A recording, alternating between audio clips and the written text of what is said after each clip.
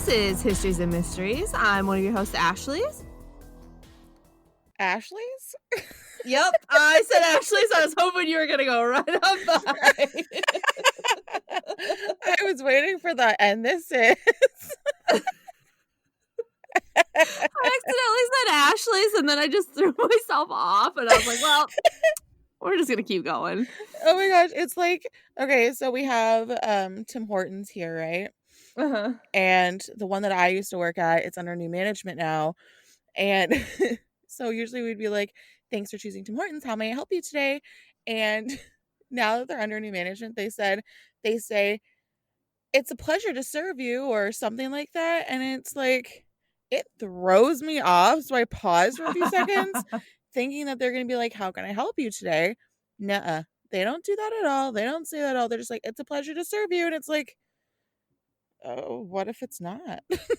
Like, so you just waited there on the line. You're like, yeah. waiting. Yeah, like at the drive-thru, it's like, what? Like, yo, what do you want, lady? Like, yeah, and I've like read reviews and stuff that like other people have like put on for that specific location. They're like, what is with that garbage intro? Blah. And it's like, oh my gosh. So that just reminded me of that. Gotcha. Oh my gosh. Okay. Should I just do it again? I can just go. Okay. We can include it. It's fine. Okay. So I'm one of your other hosts, Jessica. And on this episode, oh my gosh, Ashley's going to be talking about exorcisms and the real story of Emily Rose. Mm-hmm. And I'm going to be talking about the Whaley house, which is a haunted house in the States. So I'm pretty excited to tell you the story, and I'm pretty excited to hear Ashley's story, and we hope that you guys enjoy today's episode. You guys, I have to tell you, last week's episode, I was just about to say this. So it was our Halloween episode, so I think there were some ghosts playing tricks on us, because while we were recording, Jessica's microphone just went out, and we thought we lost like an hour of recording. We didn't, thankfully. It was picked mortifying. up. Yeah. And so then we had to re-record some of it and kind of like splice it together, which is no big deal. Well, then I had the full audio file, and somewhere between the export and upload, it just like lost the last 10 minutes. I have no idea how that even happens. Yeah, so if you listened to, because we had a bunch of people listen before we figured out the mistake, because I had listened to it and I'm like, oh, it just kind of cuts out at the end of my first story. So if that happens and you're like, what is happening here? That seems like a really abrupt ending. Go back and listen to the last 10 minutes. We fixed it. Jessica messaged me and she was like, hey, it's only 50 minutes. That seems really short. And I was like, nah, it's fine. And it was short by 10 minutes. Yeah, so I think that it originally ended at like 50 minutes and 45 seconds. So then just go back and listen to the rest, because you missed like one whole part of I had a whole other story tacked on the end. And then we had our Brown. Yeah, and it's really cool. And then we also had our goodbyes. So so my microphone issues, our uploading issues, it was just a spooky episode apparently. So yes. So please go back and listen to the ending, but yeah. But yeah, hopefully we have no technical issues this week. Knock on wood, but I am talking about exorcisms, so well, I'm talking about some spooky stuff, and then we'll see. So we probably will have more issues. But anyway, we digress. All right, so the sources I used for my story were The Sun, an article by The Sun, by Holly. I'm going to say this wrong. Christodoulou. Okay, sounds Christodoulou. Okay. There's a lot of O's and a lot of U's in it. An article from the Archdiocese of San Antonio. A Washington Post article by Richard Gallagher. Oh, that's interesting. Woo! Love them. An article on media.com by Ben Kagema? Okay. I know I butchered that. It's Kageyyama. KGYMA. Yeah, that's what I find. Kagema. And occultworld.com. Woohoo! So, Sounds great, and I'm proud of you for saying your sources first. thanks. I'm getting better. You're gonna have to remind me because I was just looking through my notes, and I usually put the sources at like the very end just so I don't like miss them. And apparently, so I did the Whaley House stuff like 2 weeks ago, and I'm just looking through my notes now, and I see that there's just like links to stuff that I like for my sources just like scattered throughout the whole document. So, Like, this looks like a good spot. yes, I'm like, okay, because this is just where that's going today. So hopefully I remember to go say my sources, but I'll try and remind you, but my okay. memory's shot, so I don't put too much Me worth too. in that. So bad. All right, so let's talk exorcisms. Okay. So obviously we can't talk about exorcisms without talking about the Catholic Church and the Vatican, because they are generally the ones that perform the exorcisms. And those priests. And the priests, yes. So the Vatican actually came out with an official exorcism guideline in 1614. Wow. Yeah. And then they didn't revise them again until 1999. Holy macaroni, those Yeah. are old. Yeah. But it's interesting because you can. So the revision added that a person who claims to be possessed must be evaluated by doctors to rule out mental or physical illness first. That's good. So that really shows the modernization of the church and that shift in thought of, mental health being a factor and or important within this kind of area. Yeah, of course. Yeah. So, because back in the day, I mean, we've talked about this multiple times. They had witches and vampires that were like blamed for everything, and they didn't really look to mental health issues. So in 1999, the church was like, I think it's time we add this. So I thought that was pretty kind of cool. That's good. I like that. Yeah. The Vatican does require that every diocese has at least one specifically trained priest to perform exorcisms, but they say that true demonic possession is really rare, and most of the time it is a mental illness that they find. What's a diocese? I guess it's good. It's like a district. Okay. So, like, there's different districts throughout, and they're under a bishop. So you have a bishop, and then he'll have a district, and within that district is, like, several churches and priests. Okay. Does that make sense? Yeah. It's just... Okay. Yeah. That's not how, like, our Christianity form works. Like, at least not in my Baptist upbringing, but, like, we just have, a pastor for a church, and they look after that church. Well, we have that too, but it's like a hierarchy. So you've got the priest that looks after that specific church, and then you'll have like someone above him, and then above him, and then all the way to the Pope. So it's like a hierarchy. Okay. Yeah. Sounds fun. What was I? Okay, so the Catholic Church does acknowledge that demonic possession is actually really rare, and most of the time it is a mental illness. But I did see several articles that stated that requests for exorcism are on the rise. So that's kind of interesting. Some of the symptoms of demonic possession include loss of appetite, unnatural body postures, change in a person's face and voice, predicting future events, cold feelings in the room, losing control of their body and like lashing out, and intense hatred towards religion or the church or like religious artifacts and stuff like that. Okay. So I thought I would start my story at the beginning with like, how does someone become possessed? But I really had a hard time finding anything, and I'm wondering if they're not really sure. A lot of sources said that like the participant had to be willing, no matter how small that like little bit of willing was.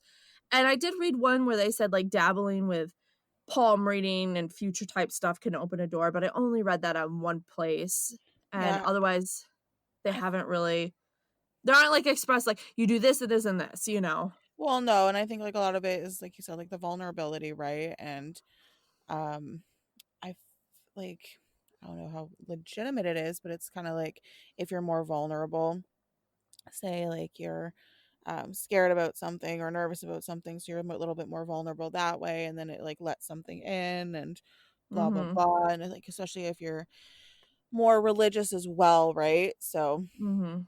but I don't know. Yeah, it was really interesting. So I think that, like I said, they just don't have a lot of information on how, and probably too because it is very rare. Yeah. So they probably don't have like a lot of data, you know? Well, that's the thing, it's not something that happens every single day. Right. That they can start to like find patterns in and stuff. Yeah. But so we'll skip over that then and say, like, okay, someone becomes possessed. Then what? Well, like I said previously, first they have to determine if it's indeed possession and not a mental illness. So they have to see doctors and psychiatrists. And Father Cipriano de Mayo, I think, Okay. has been an exorcist since 1952, Wow. said that the key factor for determining the difference is prayer.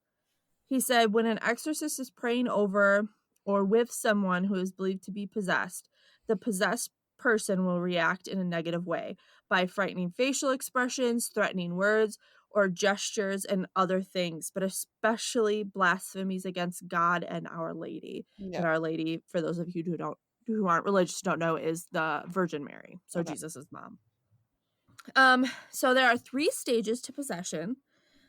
There's infestation, which is just when there's, like, activity around a person, so, you know, things are flying, their beds are moving, seems to be, like, a pretty common one, and then there's obsession, which is, like, a stage of insanity caused by the outer forces of that demon, and then there's, legit possession, where they are inside of them, controlling them from within.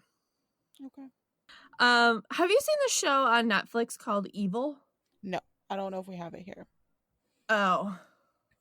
Well, if you do, you should watch it. It's really good. It's basically about this priest that hires a psychiatrist to go around and help him with exorcisms, and her deal is to determine if it's a mental illness or something like that. And one of the articles I read was up from Richard Gallagher, who basically is like that psychiatrist. He said a priest came to him and was like, "Hey, you know, I'd like you to come with me to these exorcisms." And he was like, I don't believe in possession or anything like that. And the priest is like, exactly why I need you there. I need you to tell me if there's any medical backing for like symptoms and stuff like that. So he decided to do it and kind of became his job. So now he follows this priest around. That's fun. Yeah, and so he said that he never diagnoses patients. He just determines if their symptoms have any conceivable medical cause. And he said the majority of the time it is a mental illness, but he's also seen some symptoms that he cannot explain. Okay. One case he had, the possessed person mentioned his mom and how she died. And there was like no way that that person would, they didn't know him. There's no way they could have known that. Oh, Yeah.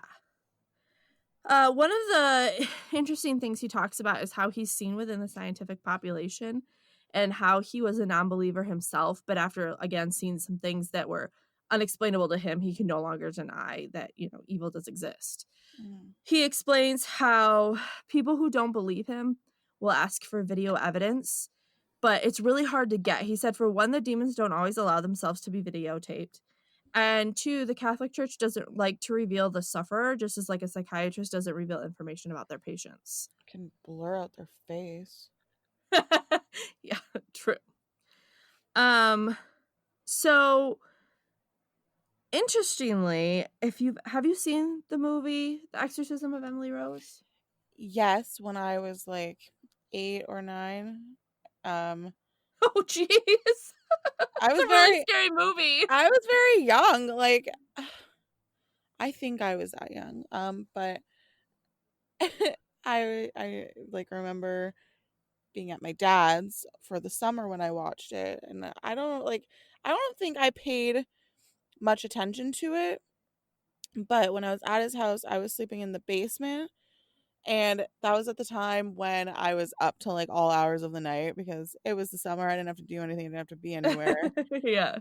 And I remember specifically being on, like, do you remember Quizilla or something? It was like this website where you could like take quizzes, you could write stories. Like I wrote Chron- I wrote Chronicles of Narnia fan fiction. Oh my gosh. It was the funniest thing. So I specifically like remember being on there. I think I was taking like a Harry Potter quiz, like which Harry Potter guy is your like soulmate or whatever, and it's like this personality quiz. It was very fun. But anyways, so it was 3 a.m. It was 3 a.m. and So I bottom just line, you watched it, but you didn't pay attention. yeah, and I just remember the 3 a.m. part being very scared at 3 a.m. being like, "Oh no, something's gonna come get me."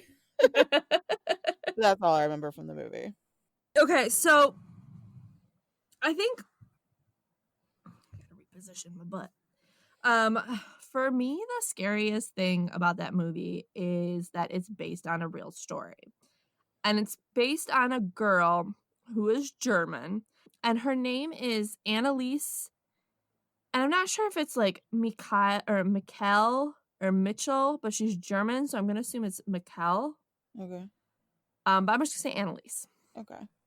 Annalise grew up as a devout Catholic. She went to Mass twice a week, and she truly, truly believed in her God. She did really well in school. She got good grades. She was a little shy, but very religious. Okay, question. Yes. It's about the whole mass thing. Yes. How can you go multiple times a week? A lot of times they'll have Mass on Wednesday nights and on Sundays. Oh. Interesting. Okay.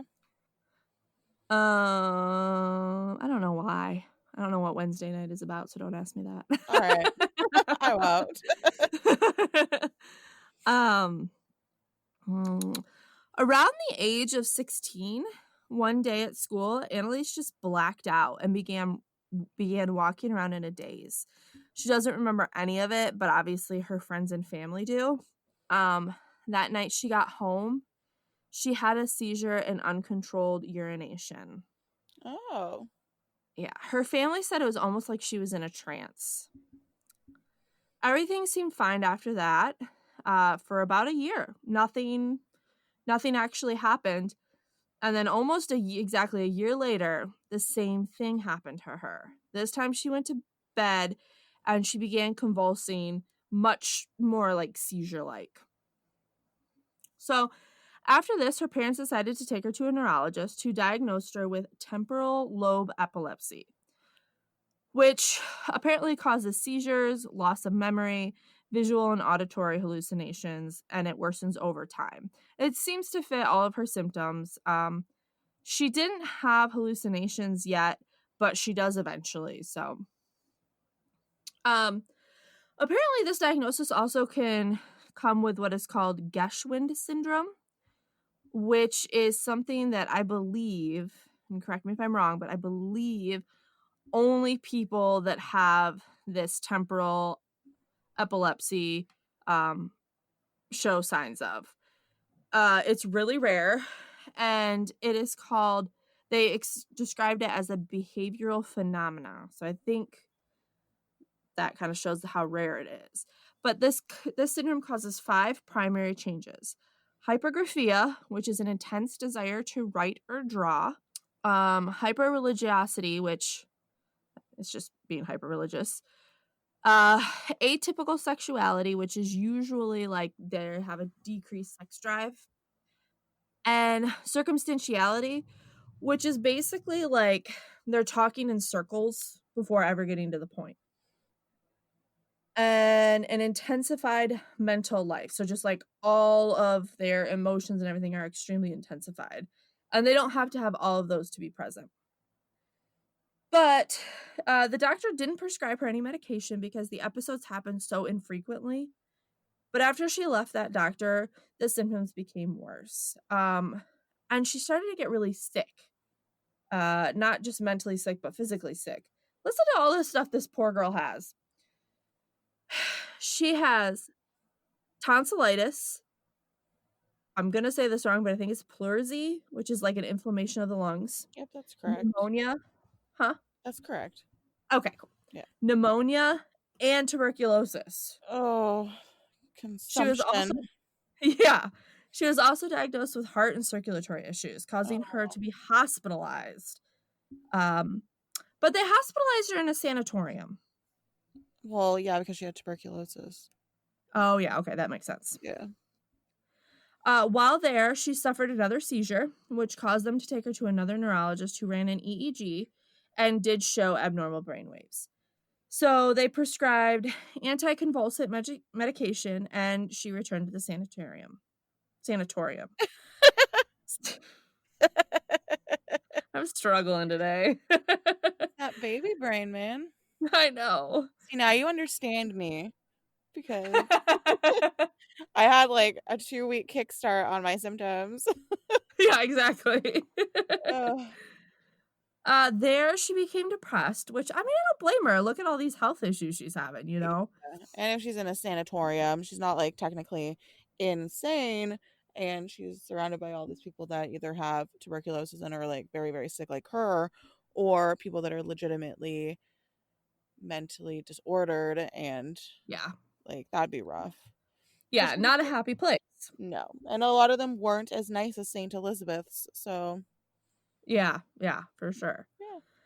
yeah. This was also when she started to see demonic faces when she was praying. Oh, And then that made her afraid to pray, poor girl. which is a big deal for her, right? You Yeah.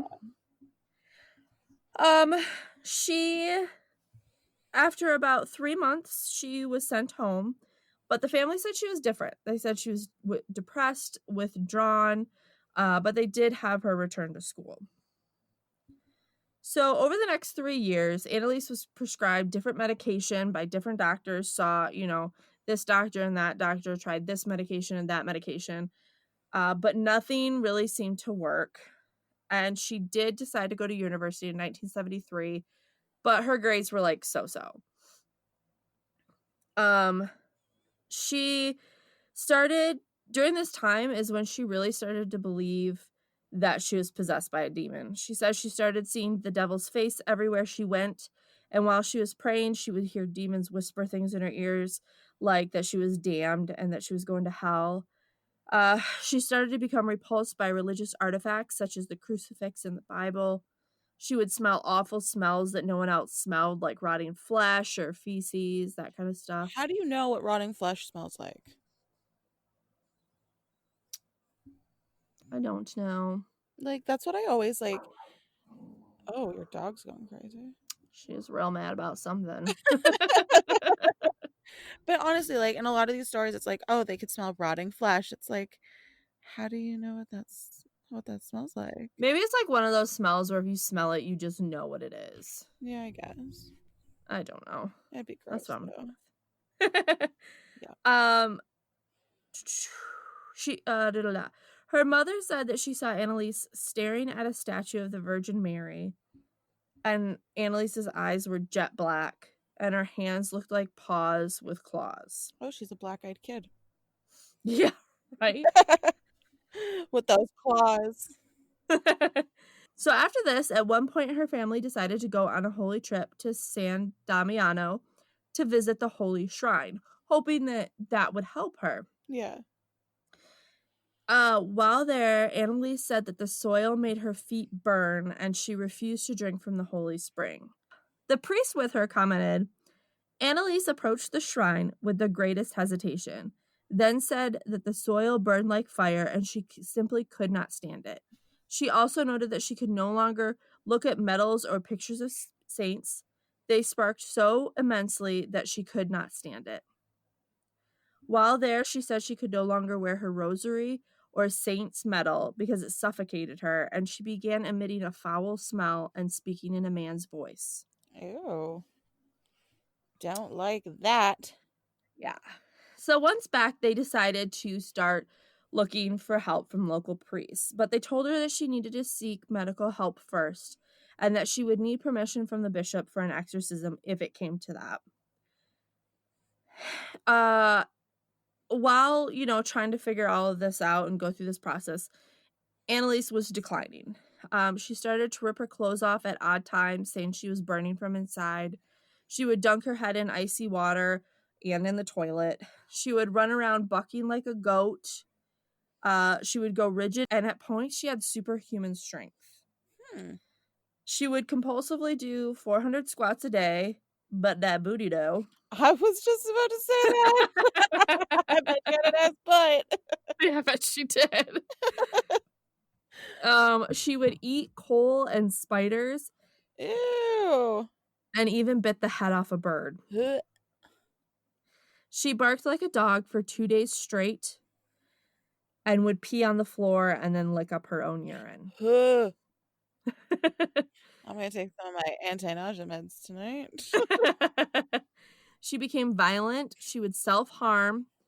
And all of this was on antipsychotic drugs. Wow.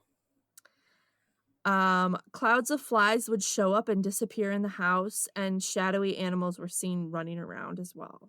Ew. After all of this, her mother finally found a priest that believed that she may be possessed. His name was Ernest Alt. Nice. I named a bird I rescued Ernest. You named a bird Ernest? Yeah, a little baby bird. Aww. So I'm gonna call him Alt from now on. Okay. He petitioned his local bishop, Joseph Stengel, who reluctantly approved the exorcism, but said that it must be carried out in secrecy. He didn't want, a bunch of news people to get reports of it and that kind of stuff. Joke's on him. Yeah. And so began Annalise's exorcism. This occurred in 4-hour sessions for 67 total sessions over a period of 10 months. So that's more than one session per week. Wow. Through these sessions, Annalise revealed that she was possessed by 6 demons. Okay. Cain, Lucifer, Judas, Adolf Hitler. Oh, it's not where I thought that was going. Yeah, I didn't know he was a demon. Well. But it makes sense. Yeah, it makes a lot of sense. Yeah. Nero and a man named Fleischmann. Fleischmann was a disgraced priest in the 16th century who was a womanizer, a batterer, a drunkard, and a murderer. And they only discovered out who he was after doing some research. And they said that there's really no way she could have known this person. Like, while she was a Catholic, he's not anyone that would have been, mentioned. You know what I mean? Yeah. Interesting. Yeah. During her exorcism, she would try to bite the priests. She would howl like a dog. She would scream was sprinkled with holy water. And after the second session, all the sessions were recorded. And you can actually find some of them on YouTube. Really? One of the articles I was reading has a clip of the growl noise that she would make. Ugh. I did not listen to it. Oh, girl, you should have listened. No, I don't want to. When you get up in the middle of the night to pee, you can think about it. I know, exactly. But yeah, so there are different clips of it that you can find if you're curious. Okay. During the exorcism, the demon said that she was possessed because a neighbor had cursed her before she was born. And they just said it was a jealous neighbor. So I'm not really sure what they were jealous of or what happened. And the neighbor had since passed away, so there was no way to verify that story. Okay. This made me laugh. At one point, Hitler said, "People are stupid as pigs," which, okay, pigs are really smart though. Mm-hmm. But he said, "People are stupid as pigs. They think it's all over after death. It goes on." And then Judas said, "Hitler is nothing but a big mouth who had no real say in hell." Probably the same as in life. So boom, stupid Hitler. Oh, did you okay, sorry, I don't mean to, like, sidetrack again, but, like, No, did you're fine. you ever watch Jojo Rabbit? Uh-uh. Okay, it's so funny.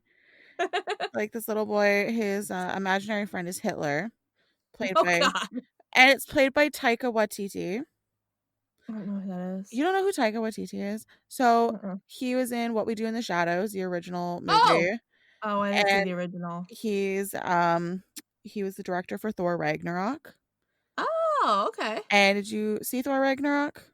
Yeah. He was that big rock dude, Oh, like okay, okay, Korg. Anyways, okay. he's super funny, and so he played Hitler in the Jojo Rabbit movie, and it was so funny. And at the end, this little kid, he says like, "Fuck off, Hitler," or something like that, and then like freaking boots Hitler out a window. It was really funny. It was so Stupid Hitler. oh, such a funny movie. You should watch it. It's really, really good. I was like I'll trying check to it out. avoid it for a while because I'm like, oh, that looks stupid. And then I watched it and I watched it like 2 times in like a week. Alright, I'll have to check it Really out. good. Yeah. Okay. Anyways, That's awesome. No, you're go fine. ahead. Um, so the people performing the exorcism said that they felt physically affected while being in that room, and it was as if the demons were making it difficult for them to participate. Annalise would also frequently talk about dying to atone for the wayward youth of the day and the apostate priests of the modern church. This next fact is pretty gross, Lay it on me. but she broke the bones and ripped the tendons in her knees from continually kneeling in prayer. Yeah, Like, was that before or after she got possessed? after. Ew. Yeah, like she just compulsively would stay in this kneeling position and it ended up breaking the bones and ripping the tendons. That's Yeah. disgusting. So one night the priests believed that they had actually successfully exorcised all demons from her body when suddenly a new one appeared and called itself I. The demon said that they really pulled a fast one on the priest. The priest was finally able to get the demon to admit that he was actually Judas, who had returned immediately after being exorcised. Oh. So apparently, priests have to seal the door after an exorcism by saying the Tatum and prayer to Mary. And Judas said that he returned with permission of Mary and would remain until her triumph, upon which all demons would be cast out. Oh. Yeah, it's a little confusing, so I'm not 100% sure, but apparently he had permission from Mary Of course. to come back into her body, Okay. to come back into Annalise's body. So, Okay. after this, the demon was less and less responsive, and Annalise became more and more violent. She would growl, she would contort, she would strike out at everyone, even outside the exorcisms. In January, Judas hinted that he might actually be Lucifer. And this went on for a few more months. And the priest finally said that she needed to go to Ettelbin. So I couldn't figure out if Ettelbin was a hospital or like a sanatorium or a Sanatorium. sanatorium. I tried to search for it and nothing really came up, but like there's a city called Ettelbin. I was gonna say, wouldn't it not be a city? Yeah, but I didn't know if it was like she had to go there for like a hospital or for a, sanatorium. I'm not sure, but they said she had to go there. Is it like a religious city? Like very old? Maybe. Because that's what I would be thinking. Yeah, I tried to Google it and nothing really came up. But she had to go there. So she was in bed. She was exhausted. She was screaming. She was rigid. She was unable to eat. She said that demons were choking her. And at this point, she told her boyfriend, Peter, which he had been by her side this whole time, that she had to suffer until July and then it would be over. So finally, after being in Ettelbin for a while, her family took her home, where she became even more violent. She would hit and bite herself. She would bite her wall to the point where her teeth chipped. She would throw herself against the wall. She would smash her head through a glass door, and it wouldn't cause any injury to her. She slept for only 1 or 2 hours a night and was rarely able to eat. During these last exorcisms, the demons did not respond, and the old ones were replaced by new ones who refused to give their names.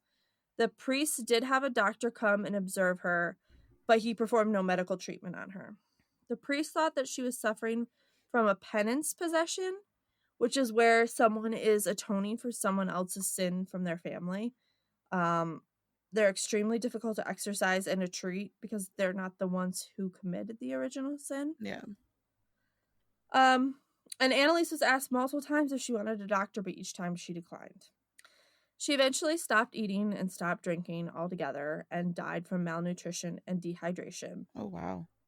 on July 1st, Oh, no. 1976. Yeah. She was 23 years old, and she was only 34 kilograms or 75 pounds when she died. Wow. Yeah. But here's the creepy part.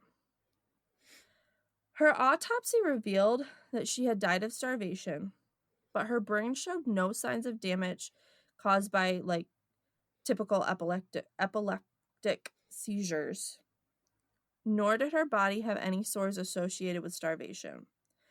Her pupils were dilated, which is a characteristic of people in a religious altered state of consciousness. After her death, the priest and her parents were charged with negligent homicide. Wow. Yeah. The priests were eventually found guilty of manslaughter resulting from negligence. They were sentenced to 6 months in jail, but their sentence was eventually suspended. And her parents were exempt from any punishment due to having suffered enough, which is apparently a criteria for sentencing over in Germany. People still to this day go to Annalise's grave. They pray over it.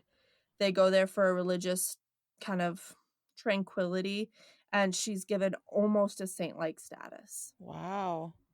Yep. And that is the true story of the exorcism of Emily Rose. Woohoo. That's crazy. Yeah. I find it crazy that that they were charged with manslaughter Yeah. when she was the one that refused medical attention, was she not? She was, and she was 23, so she was an adult, you know? Yeah, that's crazy. Yep. Oh my gosh, that's wild. Mm-hmm. Well, I liked it. Thanks. You're welcome. So I'm going to be talking about the Whaley house this week. Okay. So my sources are thewhaleyhouse.org, so the actual website for the museum. Which you guys should go visit. Once COVID is over, go visit the house. Where is it at? I think it's San Diego. Oh, that's close to me. I'll tell you when I get into the story. Okay. Ghostsandgravestones.com. Oh, I think And I've been to that website before for one of our stories. yeah, I use it for Robert the Doll. Okay. And then I also watched a BuzzFeed Unsolved art video. So, Oh, nice. yeah. But I didn't get much info from it that was different from what I already gathered. So, Gotcha. but it was funny to watch. So, it's fascinating. So, I'm going to talk about the family history because it helps get an idea of what was going on. Okay. So, Thomas Whaley arrived in California during the gold rush of 1849. He'd come from New York City. It took him 204 days to reach California from New York. Which is Wow. a lot of days. Yeah, that's almost a year. Yeah. It took him a very long time to get where he wanted to be, but good on him for getting where he wanted to be. He opened a store with someone by the name of George Wardle, and they sold hardware and woodworking tools from their shop in New York City called Pye and Whaley, and they offered mining equipment and utensils on consignment to the gold rush people, I guess. Oh, that's a good business. Yeah. It's interesting to note that Thomas's great-grandfather, who started this business in New York, whose name was Alexander Whaley, participated in the Boston Tea Party and the Revolutionary War. Oh, wow. Yeah, super cool. He provided muskets for the soldiers to use and the use of his home for General George Washington. Okay. So That's pretty cool. his great grandfather was a badass. Yeah, sounds like it. So that was interesting to note. Thomas's business expertise was beneficial for when he moved to San Francisco. He was so successful in New York City that he was able to build his own store and build a 2-story house near the bay. Unfortunately, do you remember what happened with um, P.T. Barnum and his businesses? Are they all caught on fire? Yes. So same fate kind of like hit this guy too. Poor guys. So someone set fire to his stores Oh, no. and he was advised to relocate to Old Town San Diego on the advice of a Mr. Louis Franklin, who was a merchant that operated many stores in San Francisco and Old Town San Diego. Okay. Whaley then set up numerous businesses with Franklin and some other guys. I didn't care to mention their names. Franklin and some other dudes. Yeah. I'm like Franklin and some other gents. So through this, he was able to acquire enough money to return back to New York and he was able to marry a Miss Anna Eloise Lene. She Oh, was, that's a pretty name. yeah, very pretty name. I like the name Eloise. Yeah. She was the daughter of French parents, and her and Thomas married on May 14th, 1853, which was 4 years after he had originally moved to California. They then returned to San Diego, and Thomas then entered into some more business partnerships. However, most of them lasted less than a year, so they weren't like Oh, super successful. yeah. Uh, he and his wife then purchased a property on which the Whaley house would eventually stand in 1855. It had been the site of the hanging of Yankee Jim Robinson back in 1852, so 3 years prior. Oh. Yankee Jim had been arrested for grand larceny, and he had been hanged off the back of a wagon on the property. Oh. Yes, he tried to keep his feet on the wagon as long as possible before he eventually had to be pulled off of it, and then he was finally hung, swinging back and forth until he finally suffocated and died. Oh my gosh, so he didn't even get the, like, neck break, he just had to suffocate. Well, that was his fault Well, because, let's not blame the victim here, Jessica. well, he didn't allow himself to just drop and have his neck broke. He decided, hey, I'm gonna keep my feet on this wagon as long as possible, and then until people have to like rip my body off of this wagon where I don't fall as far because I'm already hanging there, and then my neck's not gonna break. I'm just gonna suffocate to death. So He was probably hoping that he would make it.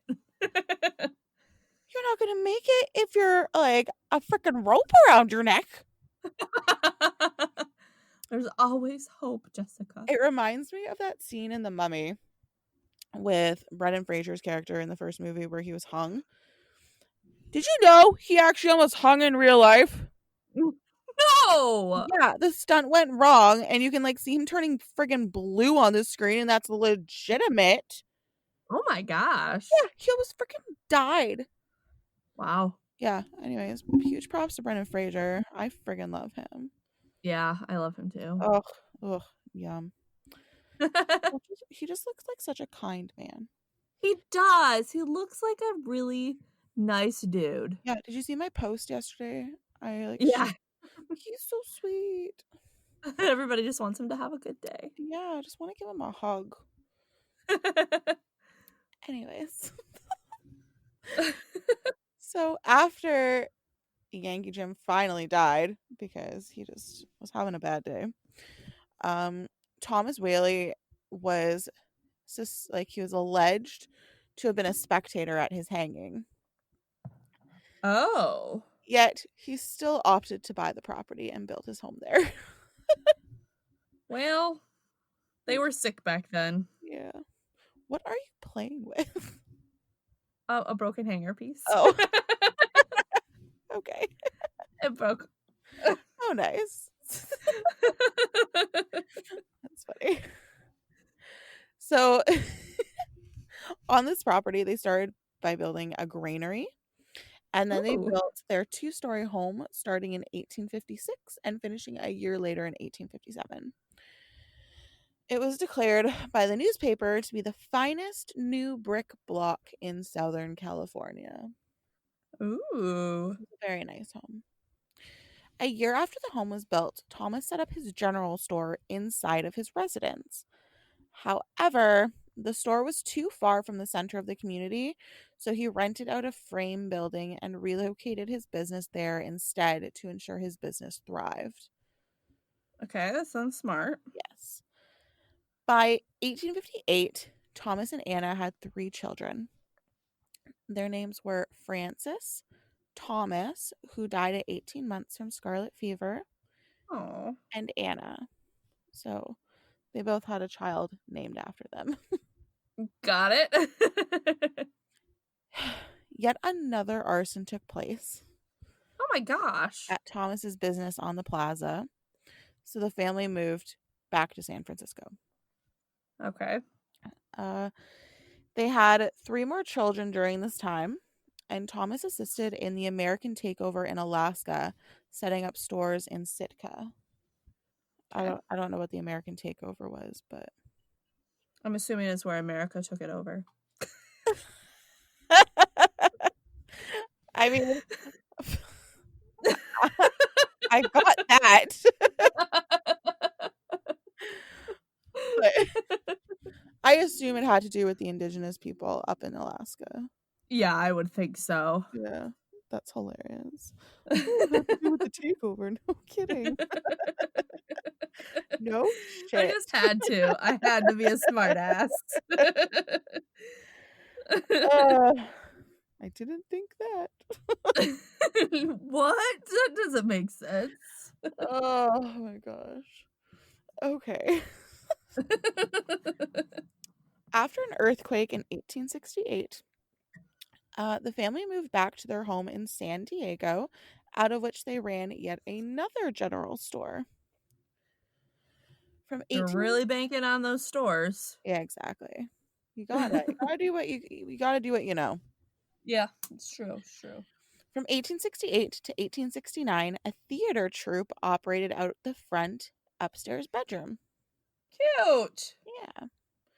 The San Diego courthouse also used the former granary and rented out 3 upstairs bedrooms for record storage. Not as cute, but okay. Yeah.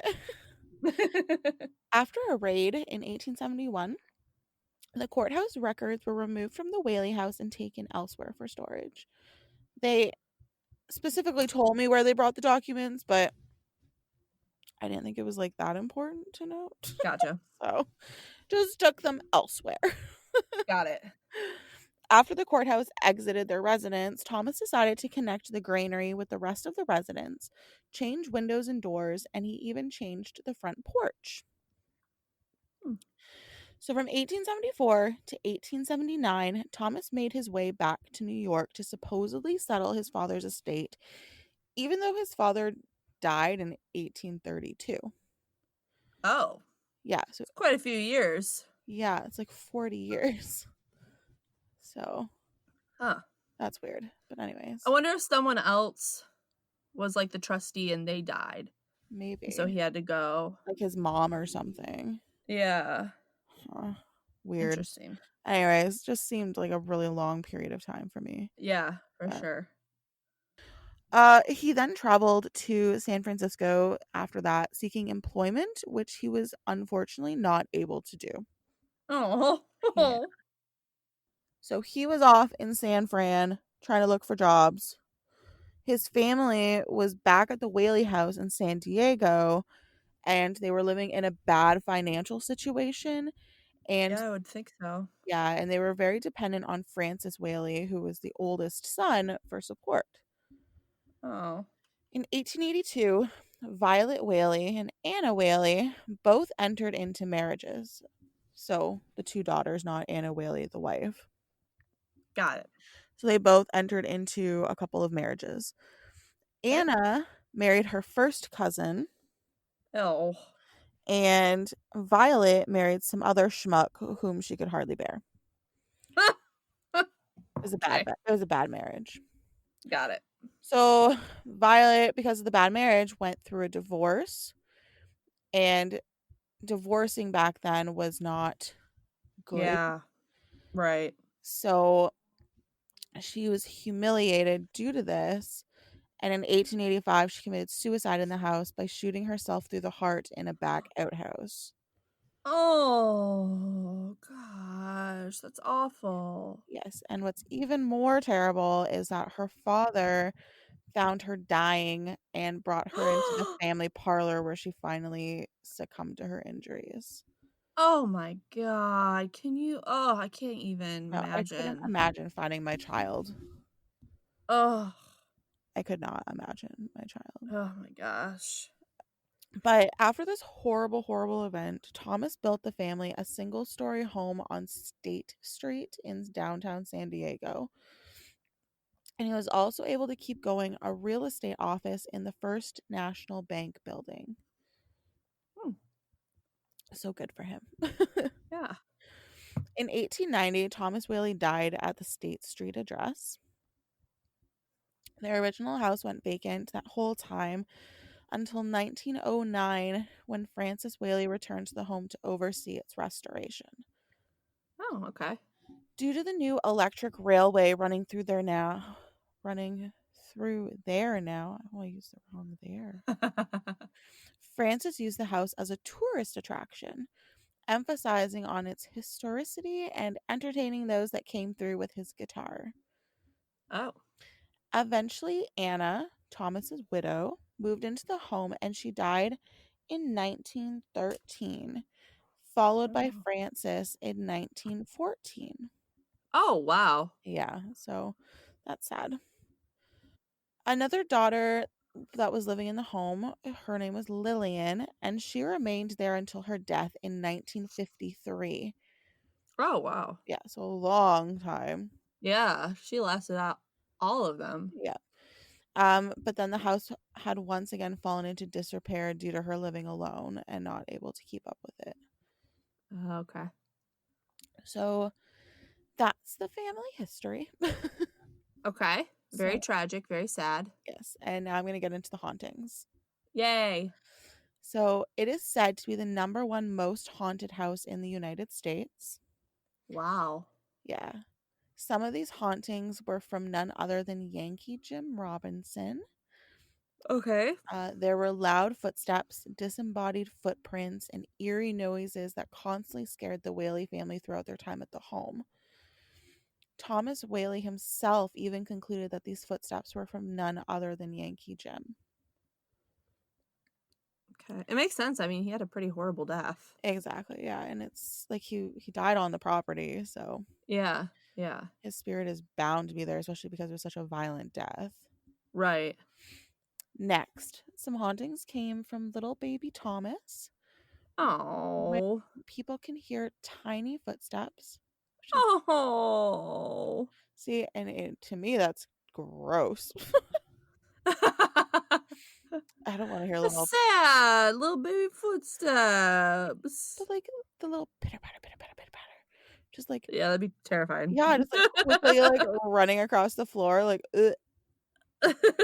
Don't like it. I don't like it at all.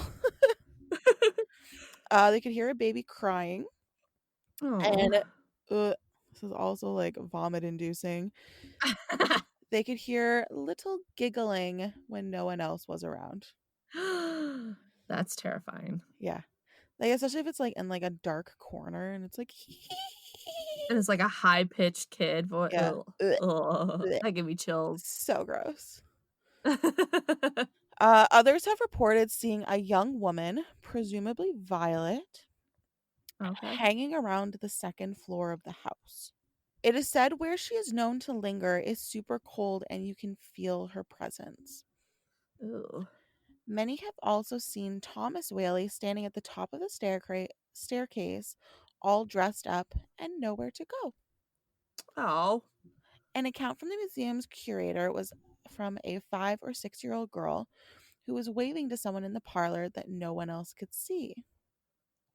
Creepy. Yes, and other stories of even adults seeing his apparition momentarily before he fades away. Ugh. He is also said to blow smoke in people's faces, which is just rude. That's rude. Yeah, like you're enjoying yourself, and all of a sudden you just get like a cloud of smoke in your face. Super rude. Jerk. Especially if you're like asthmatic, like that'd be rude. Another story is that they can smell an aromatic perfume, presumably from Anna, the wife, who was known Okay. to wear an awfully specific scent. Oh. It is said that Anna's spirit has been seen in the upstairs rooms and even in the garden working away. Okay. Other visitors have described seeing or sensing the presence of a woman in the courthouse. Quote, Huh. I see a small figure of a woman, one visitor said, who has a swarthy complexion. She is wearing a long, full skirt reaching to the floor. The skirt appears to be a calico or gingham small print. She has a Huh. kind of cap on her head, dark hair and eyes, and she is wearing gold hoops in her pierced ears, which doesn't seem like period appropriate, but oh well. I'm just impressed that he knew what gingham was. I don't even know what gingham is. I think it's that like kind of checkered Oh, okay. pattern, That makes I sense. Okay. guess. She seems to stay in this room, lives here, I gather. End quote. Gotcha. None of the Whaleys fit this description, but the house is rented out to numerous tenants over the years, so perhaps the mysterious woman in the courthouse was one of these people. Oh, okay. There is said to also be a little girl that inhabits the house as well. Her description also doesn't match any of the Whaley children.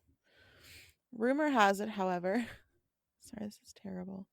Um, she was a friend of the Whaley children, and she broke her neck on the low hanging clothesline. Oh God. Yeah. It's believed the story was created by a one time employee trying to garner more media attention, and there's nothing historically to back the story up. Okay. But it reminds me of that scene from Ghost Ship. Did you ever watch that movie? Years and years ago. Did you remember the scene where they're like out dancing on the deck and No. there was like a sharp line that goes like that gets taut and Ooh. pulled across and everybody's gets cut in half? Ugh. Yeah. I literally only remember like the cover of that movie, how it was like had like a skeleton ghost face on a ship. Yeah. It's a good movie. Like I enjoy the movie, but like I always like remember that scene. It was just so Yeah. creepy. But that story of the little girl always reminds me of that story. Yeah. Ugh. People see mists and even lights turning on and off. And even though the house hasn't been inhabited since 1953, people have said they've seen a figure in the upstairs window after the museum has closed. Ooh. Curtains have been moving even though windows have been sealed, so there's no airflow. And ew, the sounds of children running up and down the stairs can be heard. Um, okay, at least they're all together, I guess. Still don't like it. And then I just have like three little points from the BuzzFeed Unsolved video. Gotcha. They were sitting in the courtroom when one of their lights, like their flashlights, went out, Ew. and they thought that it might have just been like a dead battery, but it was like brand new batteries, and he kept trying to like turn it on and off, and it wasn't coming back on. Ooh. And it went out like after they said something about not sensing anything, so it was just super creepy. Gotcha. And then one of the other guys was sitting in one of the courtroom chairs, and he heard creaking in the chair next to him. He indicated that it could be from old wood, but old chairs don't just creak on their own. Right, it's not like they just sit there and creak. Yeah. And then he started feeling really weird and dizzy. And Ew, I understand people can like say that, but like he legitimately looked like rough. rough and his face Yeah. went all weird and he was very uncomfortable. Because even like Oh. his like little co-host buddy was like, yeah, right. And it's like he legitimately looked like he was not doing okay. Oh, poor guy.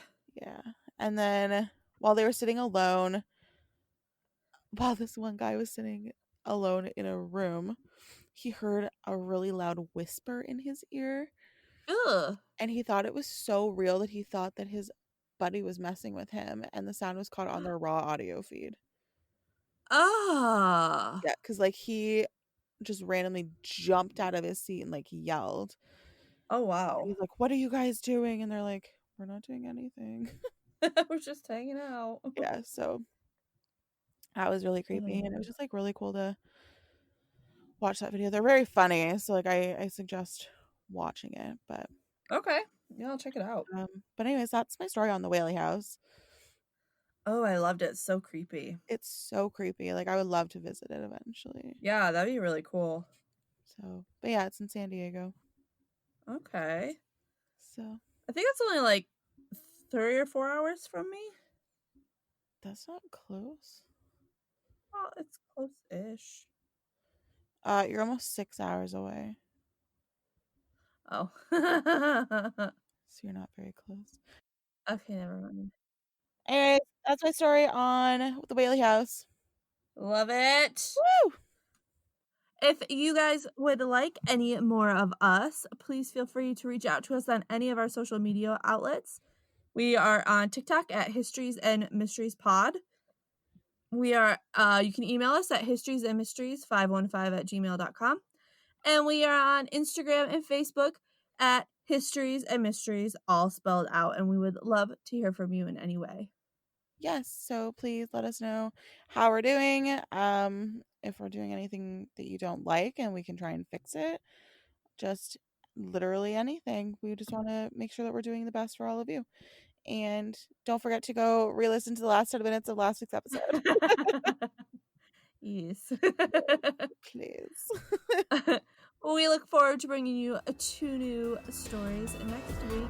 Bye, everyone. Bye. Have a great week.